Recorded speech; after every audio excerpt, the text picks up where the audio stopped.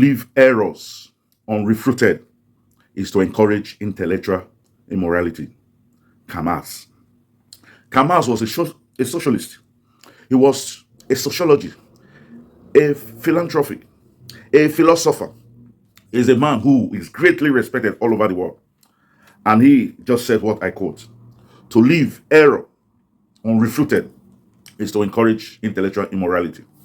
With that, I say good morning, good afternoon, and good evening, depending on your time zone and when I'm able to upload this video. This is INEC TV. We are global and social commentators. I will ask you to please subscribe to this channel. Here, we will leave no errors unturned. We will leave no errors unrefuted. We'll ask you to please subscribe to this channel. We'll also ask you to like and comment. Like we always say in this channel, no man knows it all, and knowledge has no end. I learn from you, and you learn from me. So, Kamas have just told us that to leave an error unchallenged is to encourage intellectual immorality. What are the errors we're talking about? We are talking about the PEPT, Presidential Electoral Petition Tribunal. Remember, today we make it a week that a judgment was given, and the tribunal overruled. The tribunal said Labour Party, headed by Peter Obi, PDP, headed by Atiku, and all the rest, that they have no case. But we have talking to a lot of people who are lawyers, who are guys familiar to the judicial system and how it operates. And they have given us areas in which the tribunal made a very big mistakes. And this video is to point out those errors, those mistakes, those areas, whether deliberately, consciously, or otherwise. An error has been made. And INEC TV has the responsibility to point out these errors so that in the future we're able to correct our mistakes.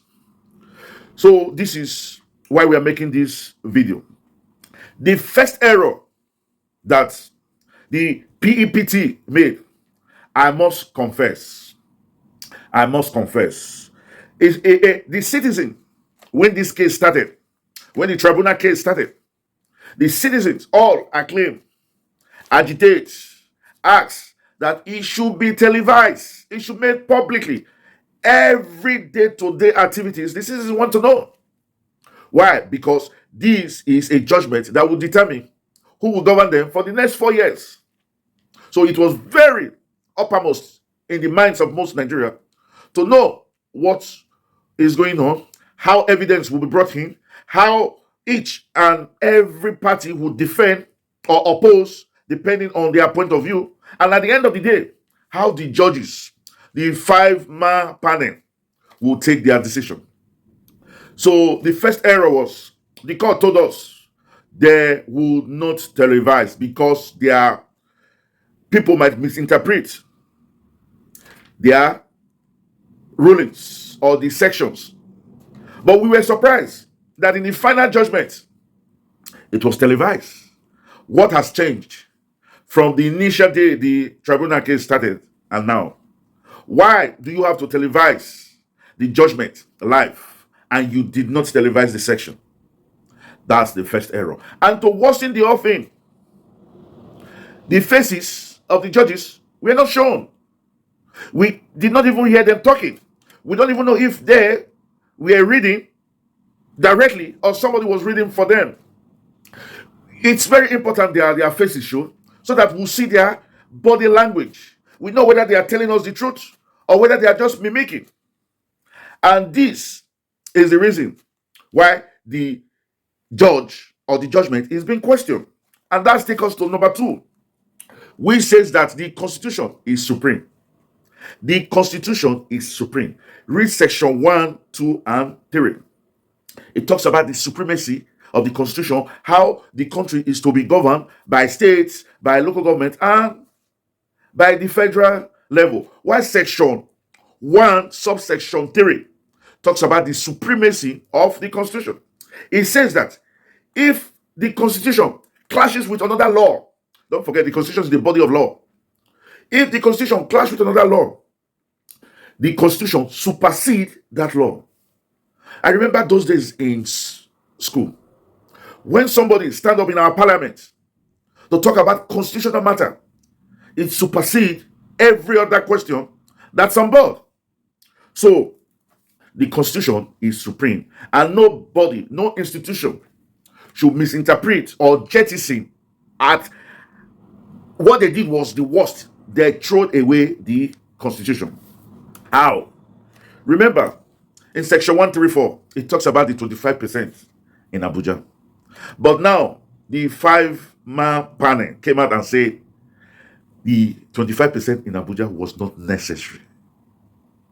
That the 25% of that a candidate should get in Abuja did not mean. You see, when the difference between we human animal and animal is our laws, our rules and guidelines. From the meanest unit of a country, which is a family, there are rules and guidelines. So for them to tell us 25% is not necessary now, it's a fallacy, it's an error that will go a wrong way to thwart, to disorganize. Like what a lawyer said, is a miscarriage of the constitution. No wonder the people of Abuja 2 days back came out and said, if you say Abuja should be treated like a state, then we want a governor, we want 3 senatorial seats, we want House of our Assembly. You see, that is why we are saying these things. If you are a judge, you have to be careful, because your judgment is like a cardinal. The effect lingers on. And now, Bola Ahmed Tinubu will have that issue to contend with. If they are right, if, like what the PEPT said, that Abuja is just like any other state, then the people protesting now are right. They need a governor. And where does that leave the presidency? That's why errors are to be refuted so that it does not happen again. So, another thing, the third thing is that the tribunal, PEPT, they failed to address the issue. Peter Obi came. The primary aim of Peter Obi was one, INEC did a bad job. INEC did not follow the rules. So now, the question is, the tribunal was to have looked into it. Did INEC follow its own rules? Did INEC say one thing and then do another? Did the legislature pass a bill of the Electoral Act 2022? And what was that bill all about? And did INEC follow what they have promised to the letter? If they have not, then Peter Obi has a case. Then Peter Obi is right. Primarily, that is what is at stake. And another thing is, if they did not follow what they have said, it means the election was twat. The election was mal. The election was bad. And now, because of the way INEC maneuvered the whole thing, 18,000 polling units could not be checked. And that was why the tribunal should have begun to gather all the eligible votes and then come out and tell us we've canceled social area because they did not meet our estimate of a legitimate vote, and we have gathered all we have, and now this is what we declare as the number, so that everybody will know they failed to do that.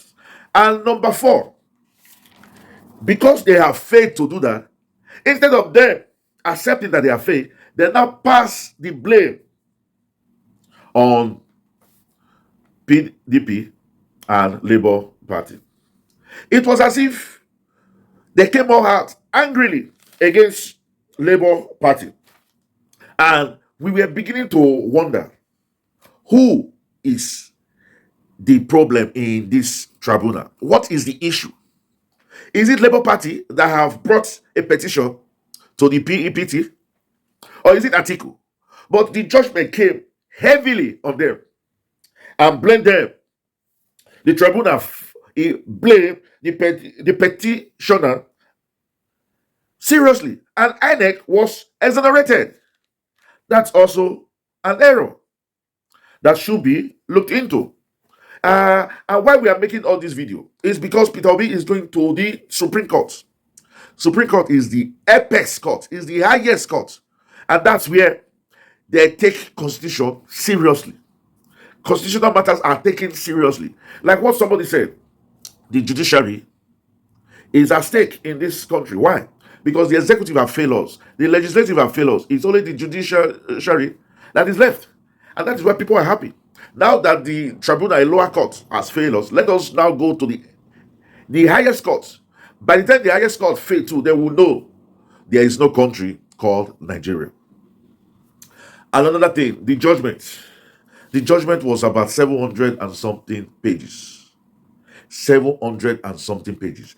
Fine, they were trying to explain. But even in these 700 and something pages, the Shetima double nomination and the nomination by Peter Obi by his party did not have a case submission. They just said, yeah, it's okay. Shetima and Tinubu is okay because the party said it so. The same thing with Peter Obi, and the party gave Peter Obi the nomination, and that's all. They did not go to the constitution to find out why are they saying Shetima and Tinubu double nomination does not matter. Why did they say that the Labour Party bring out Peter Obi at a very short time? Why does it not matter? They did not have a close submission. And finally, a lot of people have said the judgment was not written by the PEP team. The judgment was not written by the 5-man panel. The judgment was not written by the panel headed by Aruna Sumani. That's a very big error. Why are people saying this? Because in the judgment passed to PDP and Labour Party, on top of the judgment, there was a top marker, or what do I say, a letter heading. But in this case, it was something like that says Tinubu legal team.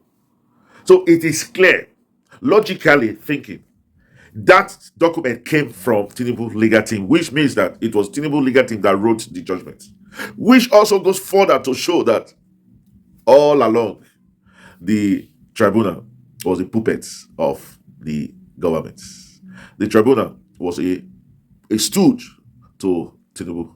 That the tribunal did not have their own voice. That the tribunal was hijacked by APC. And remember, we always say that judiciary, the law is independent.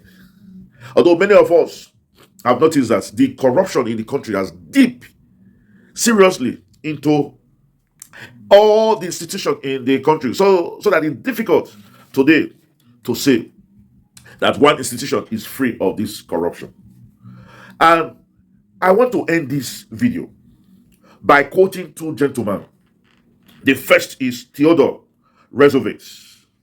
He said, "No man is above the law, and no man is below it. Nor do we ask any man permission when we ask him to obey it." Theodore Roosevelt. The PEPT jettisoned the constitution for one man. The PEPT jettisoned the constitution for one party. The PEPT thrown away the constitution for Bola Ahmed Tinubu. That is the height of rascality. No wonder Peter Obi always think that Nigeria is in the height of rascality. How will you jettison, abandon, thrown away, reject the constitution that is the supreme law of the land? The constitution is the basics to which Nigeria is formed. The constitution is the rule governing everybody. How will you discard it for one man, for one party, for Bola Ahmed Tinubu? I also go further to talk about another man which everybody know, Aristotle. He said, and I quote, "At his best, man is the noblest of all animals. Separated from law and justice, he is worst. Aristotle. What is he saying? That man guided by law and justice is the noblest of all animals. By the time we follow rules and regulations, by the time we follow guidelines, by the time we follow constitution, by the time we follow bylaws, by the time we obey the laws of the land, the laws of God, the laws of the society, it makes us the noblest, the finest man ever. But if we fail to do this, we are the worst of all animals. With that, I say we've come to the end of this channel. Remember again, this is INEC TV. We are global and social commentators. We ask you again to please subscribe to this channel, like and comment. It's important that you like, because it enables YouTube to know a lot of people like what we are doing, and they will help us spread the good news. And also, you can help us share too. It's important to comment, because we want to have your point of view. Like we used to say in this channel, no man is an island. Nobody knows it all alone. Knowledge has no end. Where mine stop, that's where yours starts. And for our returning subscribers, we'll say thank you, thank you, thank you. We love you, but God love you most. And as it is in this channel, we will catch you when we make the next video. Until then, we'll say chus, ciao, adios, au revoir, hasta la vista, bye bye. Stay blessed and stay safe.